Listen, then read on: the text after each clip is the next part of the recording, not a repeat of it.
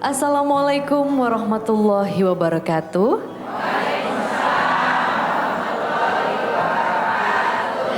Senang sekali saya Maria Lizia Al-Hasni dan Anda menyaksikan Hazanah Islam. Pada kesempatan kali ini kita juga disiarkan di Masjid Al-Hairiyah Menara Syariah PIK 2. Dan kali ini kita akan membahas topik yang sangat penting dan juga mendalam, yaitu mengenai pengenalan umum tentang Al-Quran. Sebagai umat muslim kita tentu memahami bahwa Al-Quran merupakan petunjuk hidup yang tidak hanya menjadi hukum dan juga pedoman sehari-hari, namun juga panduan moral serta spiritual dalam kehidupan kita sehari-hari. Dan untuk membahas lebih dalam mengenai hal ini, beruntung kita sudah bersama dengan tokoh intelektual yang sudah sangat berpengalaman dalam bidang keislaman, khususnya dalam memahami dan menjelaskan ajaran Al-Quran, yaitu Profesor Nasaruddin Umar. Assalamualaikum Prof. Waalaikumsalam warahmatullahi wabarakatuh. Terima kasih atas waktunya bersama kami di Hazanah Islam. Semoga pembahasan ini saya yakin akan bisa bermanfaat dan juga bisa memberikan pencerahan untuk kita semua yang di sini ya Prof ya. Amin. Prof, mungkin di awal-awal bisa dijelaskan terlebih dahulu secara umum apa sebenarnya yang dimaksud dengan Al-Quran dalam konteks agama Islam? Iya, begini. Karena ini kaitannya dengan kajian tafsir yang saya buat ya. Tafsir teosofi pada pertemuan kita yang lalu sudah membahas tentang apa itu tafsir teosofi. Yaitu metode untuk memahami Al-Quran. Nah, sebelum sampai lebih jauh menafsirkan Al-Quran, maka terlebih dahulu kita harus paham dulu apa itu Al-Quran. Nah, Quran itu dari akar kata qara'ah, dalam bahasa Arab itu berarti menghimpun, mengumpulkan, bisa juga berarti membaca. Jadi masdar daripada kata qara'ah itu adalah Qur'anun. Segala sesuatu yang merupakan himpunan, maka itu adalah Quran juga menurut bahasa loh ya. Jadi kita berada di musalla, di masjid ini. Ini juga sebetulnya adalah Quran. Kenapa? Karena menghimpun batu kali, batu merah, besi, semen, lahirlah tiang, dinding, atap, keseluruhannya ini menjadi sebuah masjid, jadi himpunan kan.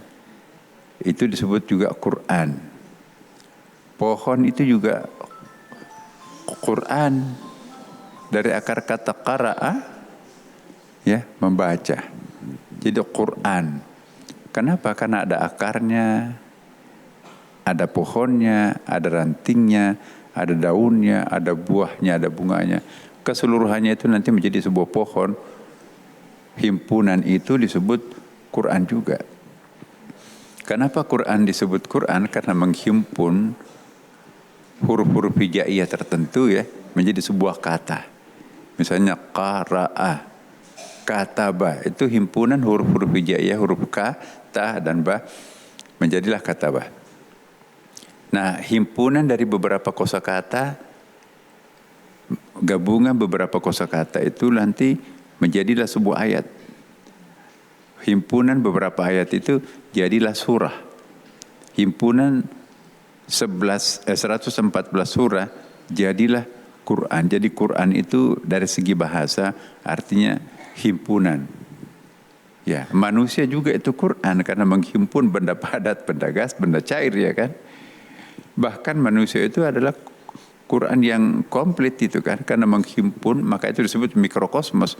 Himpunan terhadap unsur-unsur makrokosmos ada pada diri manusia. Ada mineralnya kan, kita tercipta dari tanah. Ada juga nafsunya, setannya ya. Nah, ada juga malaikatnya yang tercipta dari cahaya, nur. Kita kan juga punya nurani kan. Jadi semua yang dimiliki alam semesta ini, ada unsur tanahnya, ada unsur tumbuh-tumbuhannya, ada unsur binatangnya, ada unsur malaikatnya, jinnya, semua ada pada diri kita. Maka itu manusia itu juga disebut dengan Quran lebih lengkap ya. Nah, itu dari segi bahasa. Tetapi yang kita maksudkan di sini Al-Quran ialah kitab suci. Nah, itu bisa kita bagi dua lagi. Ada yang disebut dengan Quran Tadwini, ada yang disebut dengan Quran Takwini. Quran Tadwini itu adalah kitab suci yang diturunkan Allah ke Lauhul Mahfuz, baru diturunkan oleh Jibril ke nabi-nabi tertentu. Jadi wahyu yang dari Allah itu yang tersimpan di Lauhul Mahfuz itu, wahyu itu ketika turun pada waktu itu ke Nabi Musa, ya, itu namanya kitab Taurat, menggunakan bahasa Hebrew karena bahasanya Nabi Musa itu adalah bahasa Hebrew. Kitab suci berikutnya, wahyu berikutnya turun kepada Nabi Isa. Nabi Isa itu kitab sucinya Nasrani itu adalah kitab Injil, menggunakan bahasa Suryani karena masyarakatnya Nabi Isa itu menggunakan bahasa Suryani. Nah, kemudian yang terakhir kitab suci turun dari langit itu adalah Al-Quran. Melalui Jibril juga turun kepada Nabi Muhammad SAW. Karena Nabi Muhammad menggunakan bahasa Arab, maka Qurannya itu juga menggunakan bahasa Arab yang kita sampai sekarang ini. Itu Quran Tadwini. Quran diturunkan melalui perantaraan Jibril. Dan dalam bentuk seperti ini kan, ini namanya Quran Tadwini, dicetak. Ada lagi Quran yang takwini. Quran yang dalam bentuk alam semesta ini kan Quran juga. Ayat-ayat juga kan. Sanurihim ayatina fil afaki. Kami turunkan Al-Quran ini, kami turunkan ayat-ayat kami dalam bentuk alam semesta. Jadi apapun yang kita lihat dalam alam semesta ini, itu juga adalah ayat. Ayat itu artinya apa? Tanda. Tandanya siapa? Tanda keberadaan Allah sebagai sang penciptanya kan. Ayat ini juga berarti ayat artinya tanda. Jadi ayat itu bahasa Arab, bahasa Indonesianya itu tanda. Di Quran ini kumpulan ayat-ayat. Alam semesta ini juga adalah kumpulan ayat-ayat. Tapi ini Quran Tadwini yang di alam semesta ini disebut dengan Quran Takwini. Quran ini punya hukumnya, yaitu hukum syariah. Hukum Quran Tadwini ini, Takwini ini juga punya hukumnya, disebut dengan hukum Takwini. Apa perbedaan dua hukum ini? Quran kecil ini, Quran Tadwini ini melahirkan hukum syariah. Quran makrokosmos ini, alam semesta ini melahirkan hukum alam yang biasa disebut dengan hukum takwini.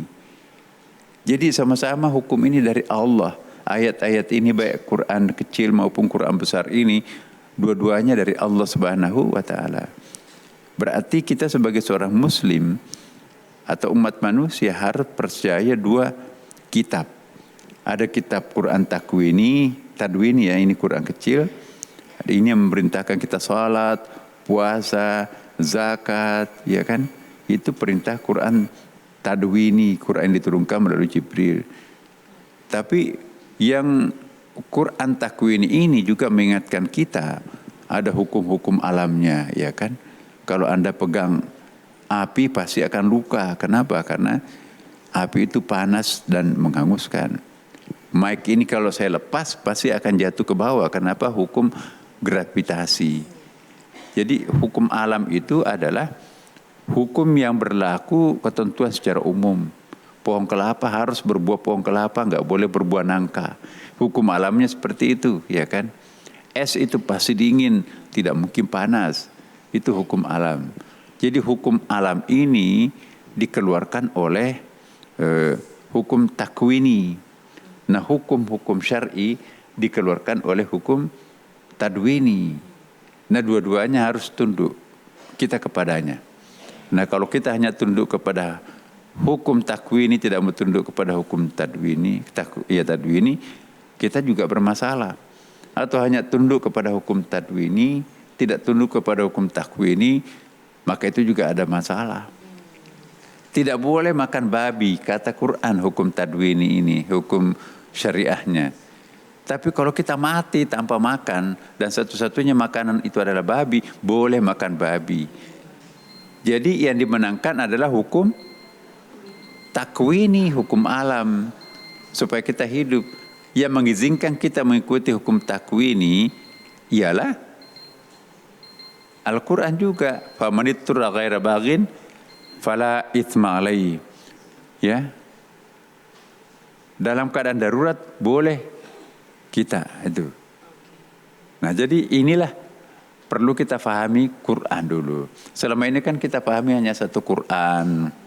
Padahal Al-Quran mengatakan enggak, ayat itu ada ayat takwini, tadwini, ini ada ayat yang takwini. Dua-duanya harus kita ikuti.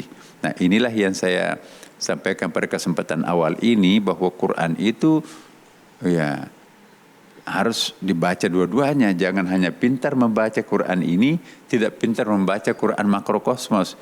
Ini adalah Quran mikrokosmos, dan yang di atas itu alam semesta ini adalah Quran makrokosmos. Dua-duanya mengeluarkan hukum, dua-duanya hukumnya dari Allah Subhanahu wa taala. Oke. Berarti memang harus ada interpretasi dalam Al-Quran ya sepanjang masa begitu.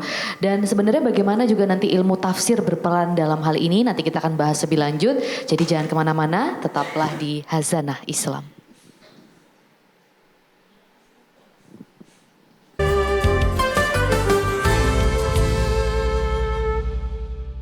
Didukung oleh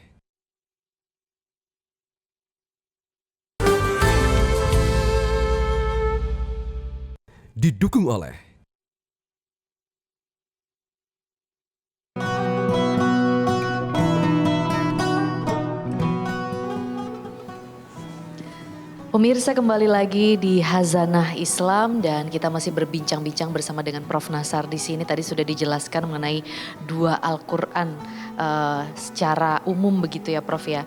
Nah, namun kan yang kita ketahui bersama bahwa Al-Quran ini menggunakan bahasa Arab.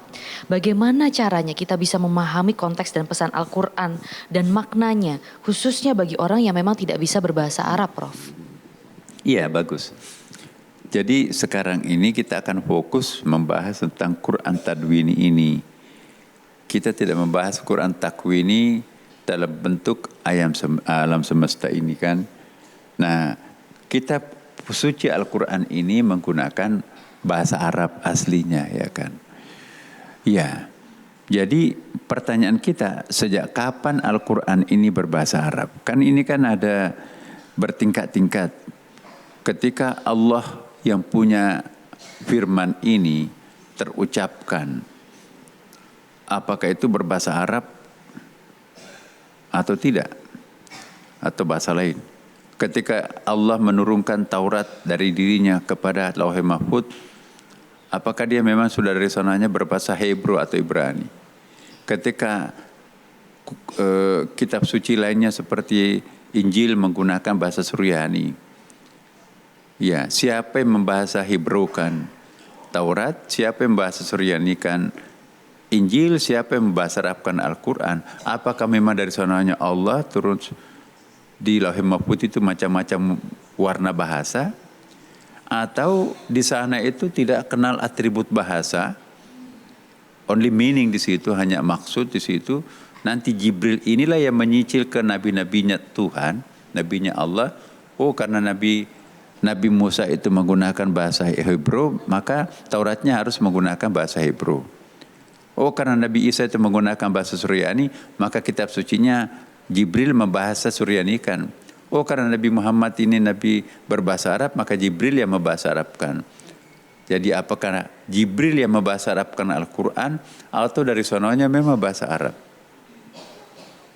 Ada juga hadis Nabi dari riwayat Aisyah radhiyallahu anha mengatakan, yang paling berat difahami Rasulullah ialah ketika wahyu itu turun dalam bentuk bunyi lonceng. Jadi semacam kode Morse. Nabi kadang-kadang berkeringat di musim dingin untuk menerjemahkan, mengartikulasikan suara bunyi lonceng itu menjadi sebuah redaksi, sebuah narasi kata-kata. Jadi bisa juga dipahami kalau begitu Nabi dong yang membahasa Arabkan bunyi lonceng itu kan. Nah, pertanyaan siapa yang membahasa Arabkan Al-Quran, apakah dari sananya atau Jibril atau Nabi Muhammad? Itu ada perdebatan dalam ulama tafsir. Tetapi kita pahami bahwa Quran itu bahasa Arab, katakanlah memang dari sananya berbahasa Arab. Nah, bagaimana caranya memahami Quran bahasa Arab ini sementara kita bukan orang Arab? Jadi peluang untuk lebih memahami Quran ini ialah orang yang ngerti bahasa Arab daripada orang yang tidak mengerti bahasa Arab. Karena kalau Quran itu kan susah diterjemahkan. Ya, contohnya bahasa Qurannya tentang cinta itu ada 14. Sedangkan bahasa Indonesia kita itu cinta semua, itu cuman satu-satunya cinta. Di sini dipisahkan mulai dari cinta palsu, cinta monyet sampai cinta ilahi, mahabbah, bertingkat-tingkat tuh. Cintanya suami, cintanya istri beda, cintanya ibu, cintanya anak beda. Nah, kita cinta semua kan.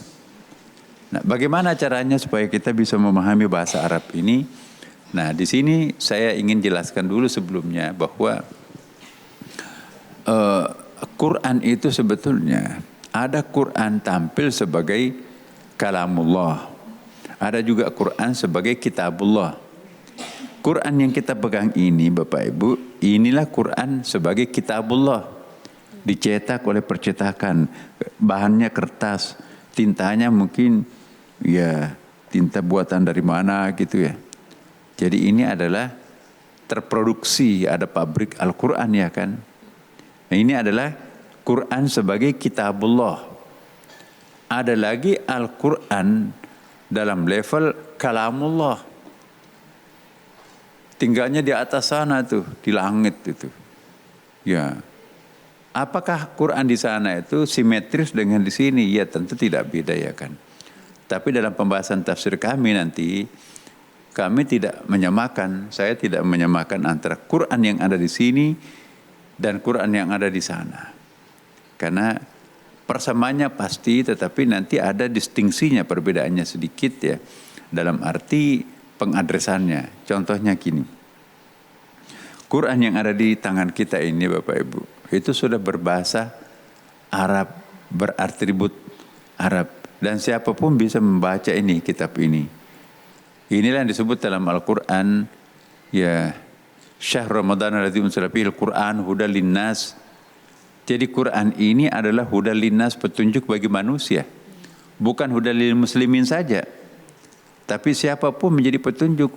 Siapapun merasa anak cucu Adam, ini menggunakan Al-Quran sebagai petunjuk. Jadi petunjuk ini bukan hanya umat Islam saja, tapi semua umat manusia seniscayanya menggunakan ini petunjuk. Jadi ini sangat universal. Akan tetapi Quran yang ada di sana, yang di level paling tinggi, itulah yang disebut dengan Alif Lam Mim, dzalikal kitabul la raiba fihi hudal lil muttaqin. Kitab yang di sana itu petunjuk bagi orang bertakwa. Jadi hakikat pemahaman pendalamannya itu, itulah yang hanya bisa diakses oleh orang yang bertakwa. Apakah kita semua bertakwa? Muttaqun semuanya. Ya, tidak gampang menjadi orang muttaqin ya kan? Alladzina yu'minuna bil ghaib, percaya kepada yang gaib. Wa yaqimuna shalah, mendirikan salat. Wa mimma razaqnahum yunfiqun, dan membagikan sebagian hartanya kepada orang yang membutuhkan. Ada lagi dalam surah Ali Imran, ya, wasari'u ila maghfiratin min rabbikum wa jannatin 'arduha as-samawati wal ard u'iddat lil muttaqin alladzina yunfiquna fis sarra. Orang bertakwa itu adalah yang membelanjakan hartanya dalam keadaan longgar dan yang sulit. Fis sarra wad dharra wal qadiminal ghaid, dia mengendalikan dirinya, tidak mengendalikan amarahnya. Wal afina 'anil nas, memberikan pemaafan kepada orang. Nah, kalau tidak seperti ini berarti tidak disebut muttaqin, berarti susah membaca ayat yang di atas sana. Jadi pemahaman hakikat Al-Quran itu ada yang bisa dipahami semua orang, ada yang hanya bisa dipahami oleh orang mungkin para wali lah, orang yang suci. Maka itu semakin bersih hati kita, semakin banyak yang bisa kita pahami dari Al-Quran. Kalau kita kotor hatinya, sejauh hanya diucapkan di sini bisa kita paham. Jadi petunjuknya Quran itu juga bertingkat-tingkat. Ada petunjuk untuk orang awam. Ada petunjuk yang bisa dibaca juga oleh orang yang khawas. Ada petunjuk oleh orang khawasul khawas. Ada petunjuk yang hanya bisa dipahami oleh Nabi. Itulah yang pertemuan kita yang lalu. Quran itu ada yang disebut dengan ibaratul Quran. Ya, Untuk orang-orang yang pemula gitu ya, bisa baca Qur'annya, bisa baca terjemahnya, itu ibaratul Quran. Kalau sudah mampu memahami secara ilmiah kata demi kata tafsirnya Quran, itu disebut dengan sudah memahami isyaratil Quran. Kalau dimensi batinnya Al-Quran sudah bisa dipahami, karena Quran ini kan juga punya makna batinnya, itulah yang disebut dengan orang-orang yang memahami ya lataiful Quran. Dan para nabi atau yang memiliki unsur kenabian yang tertentu itu sudah bisa memahami apa yang disebut dengan haqaiqul Quran. Jadi tidak gampang memahami Al-Quran, bersusun-susun, bertingkat-tingkat.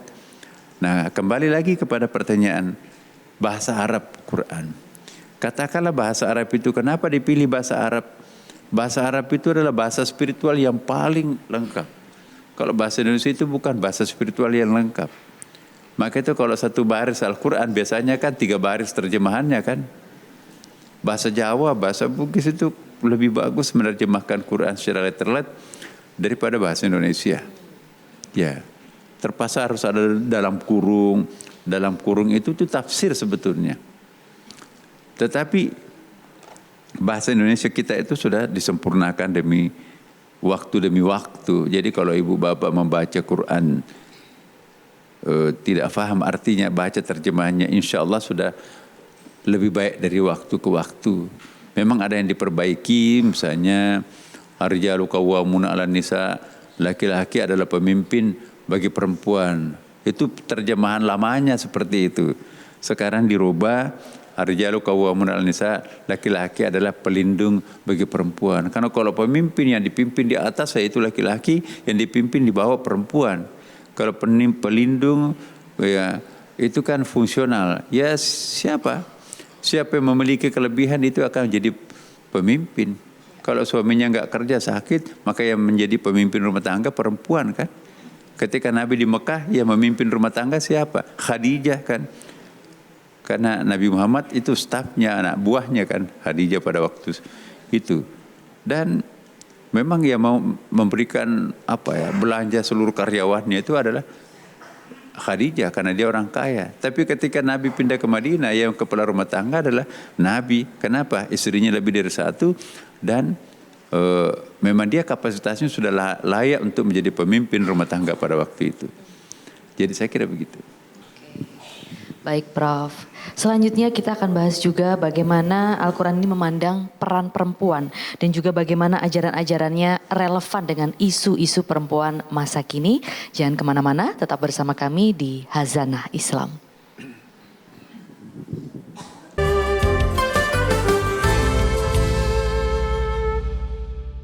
Didukung oleh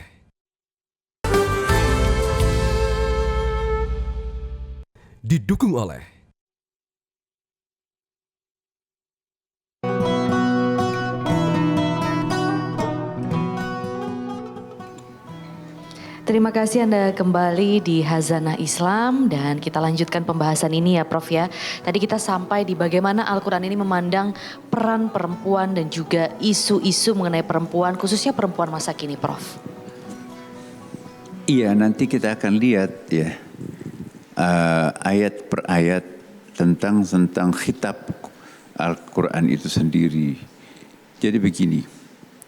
Di dalam bahasa umum Al-Quran itu pada umumnya menggunakan khitab mudzakkar, bentuknya masculine shape ya, bentuk mudzakkar. Mudzakkar itu artinya menggunakan bahasa laki-laki. Contohnya aqimus shalah wa atuz zakah ya. Ya alladzina amanu ya kutiba alaikumus syiyam. Kemudian juga atimul hajj. Jadi seolah-olah rukun Islam itu kata perintahnya Tuhan itu menggunakan khitab muannats. Ya. Jadi apakah Tuhan itu hanya memerintahkan rukun Islam kepada laki-laki? Kenapa enggak dikatakan aqimu wa aqimnas shalah? Aqimu itu sigat mudzakkar. Dirikanlah salat. Ya. Kenapa Tuhan tidak mengatakan aqimu wa aqimnas shalah? Kalau perintah salat untuk perempuan, aqimnas shalah, dirikanlah salat. Tapi kalau perintahnya kepada laki-laki, aqimus shalah, Kenapa Tuhan hanya menggunakan aqimu, tidak menggunakan aqimna? Wa atimul hajj. Kenapa Tuhan tidak mengatakan wa atimnal hajj? Jadi jangan-jangan perintah haji hanya untuk laki-laki. Wa atuz zakah. Kenapa enggak wa atina zakah untuk perempuan juga? Dalam bahasa Arab Bapak Ibu, at-tadhkir wa ta'nits idza jatama'a gulibat tadhkir. Itu kaidahnya. Apabila laki-laki dan perempuan berkumpul dalam suatu majlis, suatu keadaan, satu kondisi, cukup menyebutkan laki-lakinya saja. Karena kalau menyebutkan laki-laki, otomatis perempuannya tersebutkan di dalamnya. Tapi tidak sebaliknya. Apabila Quran menggunakan khitab muannats, feminine shape, contohnya waqarna fi buyutikunna wa la tabarrajna tabarrujal jahiliyatil ula. Tetaplah kalian di dalam rumahnya. Perempuan di situ. Tidak berlaku sebaliknya laki-laki. Laki-laki boleh keluar rumah, perempuan lebih banyak tetap di rumah. Dan kalau mau keluar rumah, sebaiknya aman atau ada yang mengawal. Ya gitu. Nah, jadi itu kaidah. Apakah posisi perempuan lebih lemah daripada laki-laki? Secara umum Al-Quran menggambarkan laki-laki dan perempuan sama-sama sebagai hamba. Yang hamba itu bukan cuma laki-laki kan? Jangan-jangan perempuannya lebih taat. Majelis taklim itu kan dipadati oleh perempuan, laki-lakinya sedikit ya kan. Jamaah masjid kita sekarang dipenuhi oleh perempuan banyak. Ya, laki-lakinya biasanya kalah banyak dari perempuan. Ya, jadi sama-sama sebagai hamba, dan yang kedua sama-sama sebagai khalifah. Khalifah itu representasi Allah Subhanahu wa taala mengelola alam semesta ini. Jadi ada dua kapasitas kita sebagai manusia, samping sebagai khalifah juga sebagai hamba. Dua-duanya laki-laki dan perempuan sama-sama kita sebagai khalifah, sama-sama sebagai hamba. Tidak ada hamba kelas 2, laki-laki hamba kelas pertama, enggak. Inna akramakum innallaha yatqakum. Ya, hamba yang paling baik, paling istimewa, yang paling bertakwa. Siapa yang bisa paling bertakwa, laki-laki atau perempuan? Dua-duanya bisa kan? Jadi tidak boleh memutlakkan bahwa laki-laki itu lebih hebat daripada perempuan di mata Allah. No. Kata kriterianya Allah itu yang paling mulia di sisiku ialah orang yang paling bertakwa. Siapa yang paling berhak untuk bertakwa? Apakah laki-laki atau perempuan? Kadar ketakwaan perempuan lebih tinggi mana atau laki-laki? Ya tergantung. Subjektivitasnya. Jangan-jangan perempuan lebih banyak bertakwanya daripada laki-lakinya. Itu bisa saja kan. Nah, jadi prinsipnya Quran itu tidak membedakan laki-laki dan perempuan. Sama-sama sebagai hamba dan sama-sama sebagai khalifah. Nanti dalam perbedaan-perbedaan ada. Kalau warisan, lidzakari mithlu hadzil unsayyaini, warisan laki-laki 1:2. Kenapa perempuan bagiannya cuma 1, laki-laki 2? Karena perempuan itu enak. Selalu berada pada keadaan dipertanggungjawabkan. Coba, dia sebagai anak, dia dipertanggungjawabkan hidupnya oleh bapaknya. Ya kan?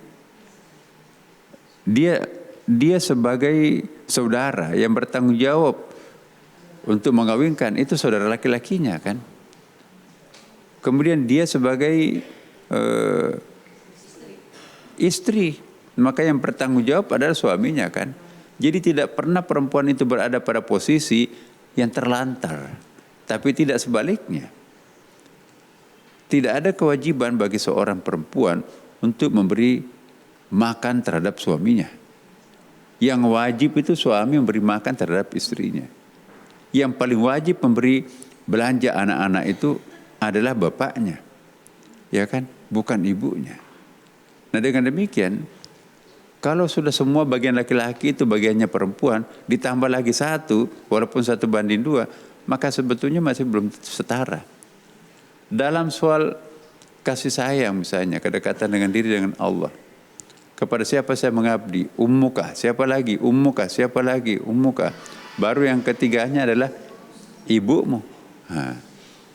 Itu kan. Jadi mohon diperhatikan ini, bahwa laki-laki dan perempuan dalam Al-Quran itu setara. Tidak ada yang paling istimewa, tidak ada yang the second sex itu. Nah kalau agama lain mungkin lain, atau budaya-budaya kita juga kadang-kadang memojokkan perempuan.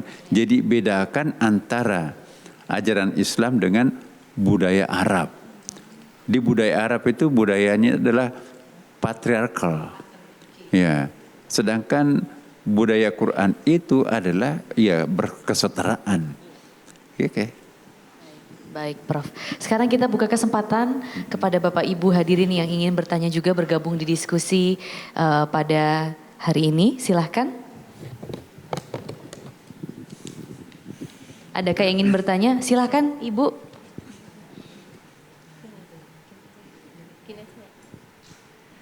Bismillahirrahmanirrahim. Assalamualaikum warahmatullahi wabarakatuh. Waalaikumsalam warahmatullahi wabarakatuh. Perkenalkan, nama saya Ibu Sutini dari Majelis Taklim Al-Barokah Kapuk Cengkareng. Sebelumnya mohon maaf ya Bapak Profesor, saya mau bertanya tentang bagaimana Al-Quran menjelaskan konsep Tuhan atau dalam istilah Islam dikenalkan dengan istilah Allah itu istilah Allah. Itu pertanyaan saya Bapak Profesor, mohon penjelasannya dan saya ucapkan banyak terima kasih. Saya kira wabillahi taufiq wal hidayah. Assalamualaikum warahmatullahi wabarakatuh.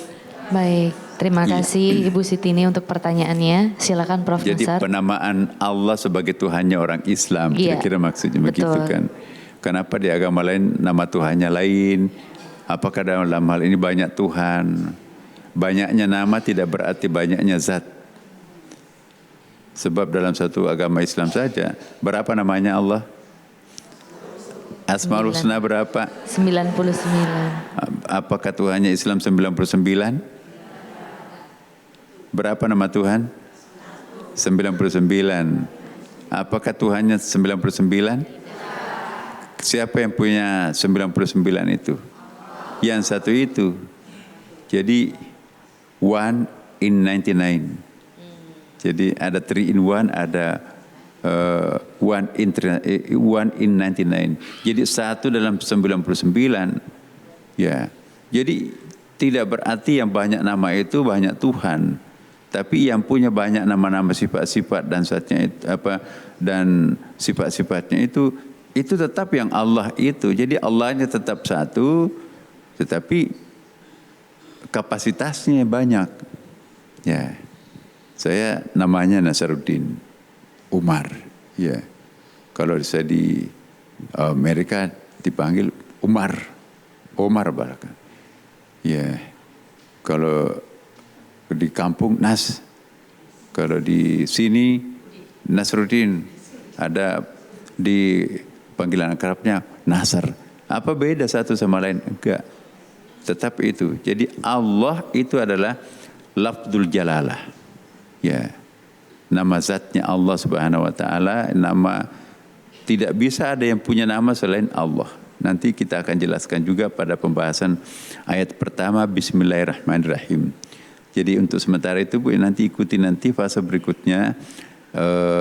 Mungkin nanti pertemuan kita akan datang, kita akan membahas secara khusus tentang nama-nama Allah itu. Terima kasih. Baik Prof. Oke. Nah itu tadi ya, kita sudah sampai di banyak sekali hal-hal yang didiskusikan. Masih ada lagi sebenarnya yang bisa didiskusikan mengenai pemahaman Al-Quran ini. Jadi jangan kemana-mana, tetap bersama kami di Hazanah Islam.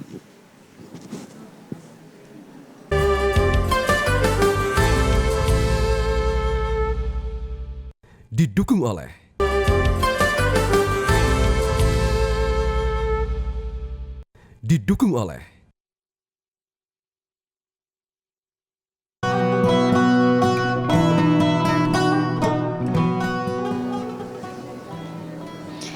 Kembali lagi di Hazanah Islam, masih bersama Prof. Nasar di sini. Prof, selain tadi membahas mengenai perempuan dan nama Allah sendiri, tapi juga ada banyak ayat dalam Al-Quran yang berbicara tentang keadilan sosial dan juga ekonomi.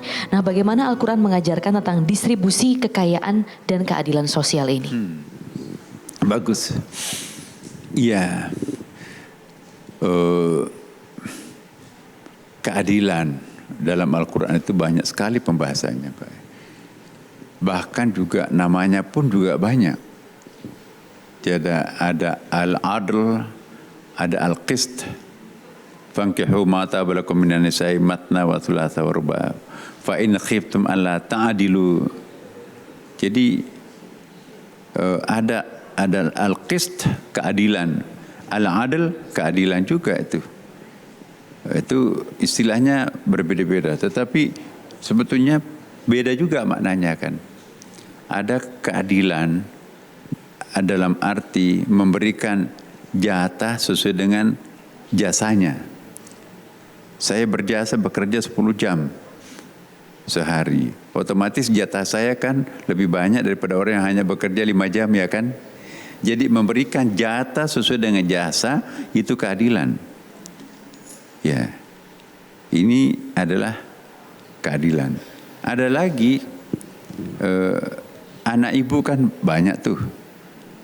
Apakah harus dibeda-bedakan? Disamakan kan? Ya. Jadi itu ada keadilan dalam arti penyamarataan, ada keadilan pemberian jatah menurut jasanya. Yaitu Quran tidak seperti mengorbankan orang lain, sama-sama berkeringat ya, tetapi dipangkas. Tidak boleh Anda menerima lebih banyak. Artinya menafikan perbedaan jasa. Itu pendaliman, itu bukan keadilan. Saya bekerja 10 jam non-stop, masa gaji saya disamakan dengan orang yang bekerja cuma 5 jam? Adil enggak itu? Tidak adil. Kita sama-sama satu kelas, masa ada yang diistimewakan oleh Pak dosen, ada enggak? Adil enggak itu? Jadi harus disamaratakan kan, ya gitu.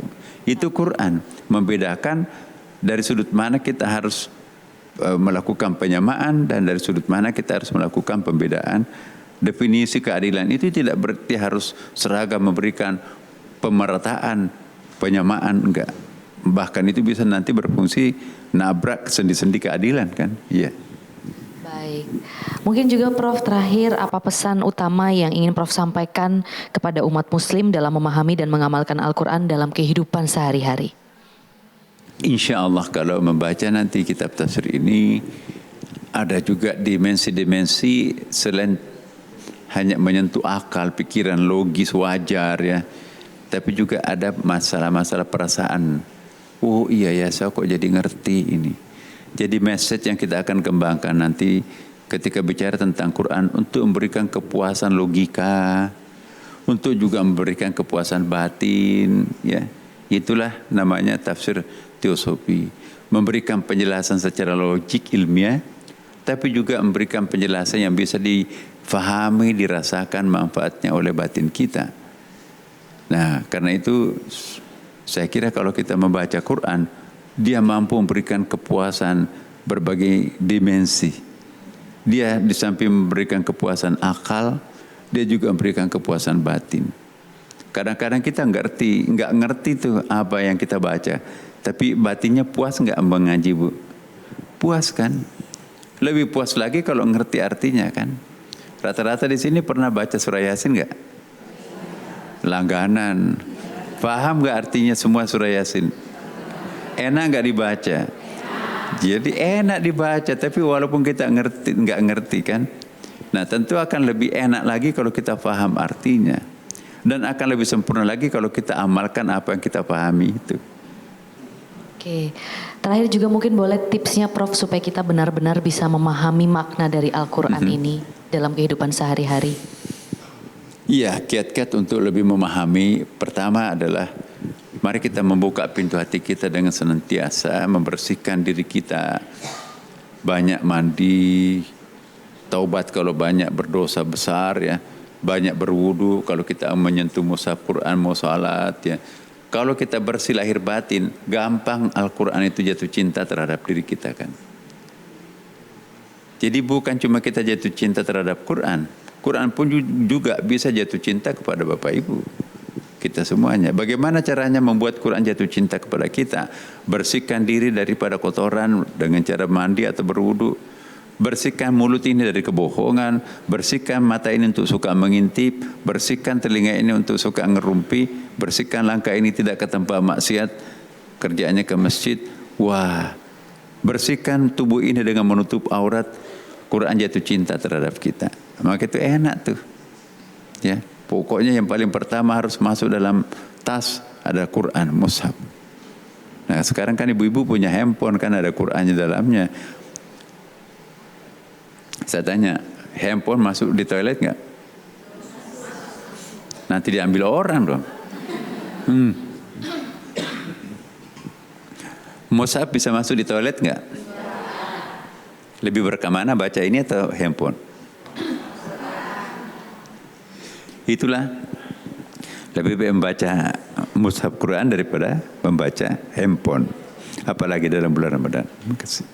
Baik, terima kasih banyak Prof. Nasar. Demikian tadi perbincangan kita dalam memahami pengenalan umum tentang Al-Quran ya. Kitab suci yang tidak hanya menjadi pedoman hidup bagi umat Islam, tapi juga sumber ilmu, hikmah, dan petunjuk bagi seluruh umat manusia. Semoga apa yang kita perbincangkan tadi menambah kecintaan dan keimanan kita terhadap Al-Quran, serta mendorong kita untuk terus mempelajari, memahami, dan mengamalkannya dalam kehidupan sehari-hari, khususnya di bulan yang suci ini. Saya Maria Lizia Al-Hasni bersama Profesor Nasaruddin undur diri. Kita jumpa lagi di Hasanah Islam berikutnya. Wassalamualaikum warahmatullahi wabarakatuh. Sampai jumpa.